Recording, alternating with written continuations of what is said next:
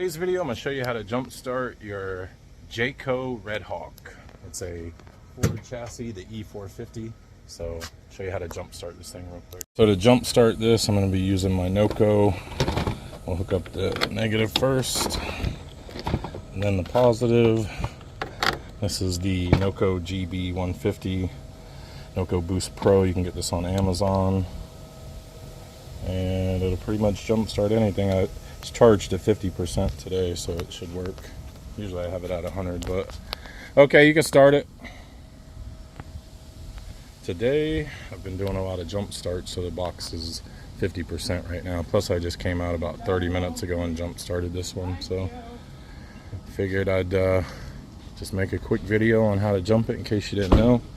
Use a jump box, red to red, black to black, and you can jump start it from another car as well.